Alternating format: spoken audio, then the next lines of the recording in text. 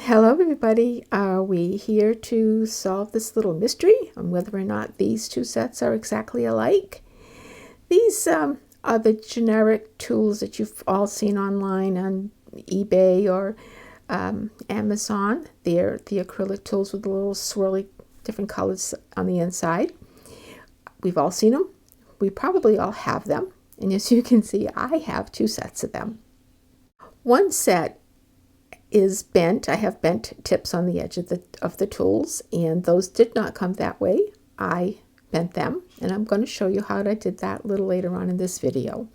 Okay, so you might recognize the white and the blue over on the left. Those are the ones that I use the most, and we're going to see the differences in these two sets. So here's the white one. I use this one all the time, and they're bent. That same thing with the yellow and the pink and the blue. The green I didn't bend. It's very strong and I'm not, so I didn't bend that one. Okay, let's do some comparisons here. Now on the left is the bent white tool. This is the one that I use the most, and you can see that the tool on the right is a little bit squattier than the one on the left, and when I flip it around, there's a big difference. This is my small side on the right, and the tool on the left is the one that I don't use very often. So if I'm using my white tool, and I tell you that I'm using the small side of the white tool, and you have the tool on the left, what size are you going to use? They're very different. And that's why I don't tell you. Now the same thing with the yellow. You can see there's a little bit of a difference there. And if I flip that around, there's quite a bit of difference there. And on the other side of the yellow, the smaller side, you can see that tip is more bullet shaped. It's conical. It's not round. And so the small round on the left versus the one on the right, and the other side on the left versus the other side on the right, is very, very different.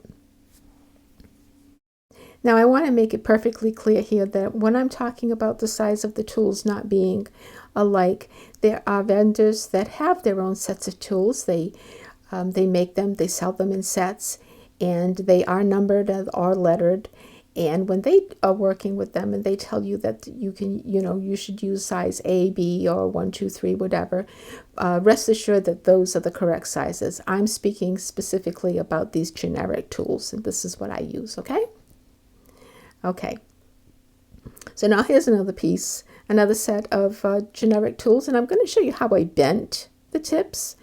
You can see that I don't use these very often. They're kind of clean. They do have some numbers on them, but I numbered that for myself. That doesn't really mean anything to anyone. So you're going to take your pliers and put it at the tip of the tool, maybe about 1/8 of an inch down. Give yourself a little room. And then when you're comfortable and you have a good grip on it, just give it a little twist. Pull it towards yourself. Twist it towards you. And you can see that that tip bends. If you wanted a little more, then just go right back where you were, and don't pull too hard because these tips will break off. They're inexpensive, they're thin metal. So just twist slowly. All right, now here I'm telling you, I had told you before, don't get too close to the tip of the ball. And what do I do with my bent nose pliers? I'm right up against that ball. I'm lucky here this did not break. It didn't really give any room for that ball to move. It could have popped it off. So don't keep it right up against the edge. I was just lucky. So now, as you can see, if I'm trying to dot completely vertically, you can't see what I'm doing. Now that it's bent, I can see what I'm doing. I can hold it like a pen. I can rest my hand, and I can dot along, and we can all see what I'm doing. I have better control. My swish as well. The material that I'm using here is cardboard, so it's not flowing as easily as it would on a painted surface. So we just take that into consideration. I think if you just give it a try, give your tools a little bit of a a twist on the end, try one that you don't use often and see how you like it. I think you're going to love it. So if this helps you and you enjoyed this, I'd really appreciate it if you'd give me a thumbs up, subscribe to my channel, and let me know what you think. Do you have any questions or comments? Leave them below. I thank you for sticking around and hanging out with me. And have a good week. And until next time, bye-bye.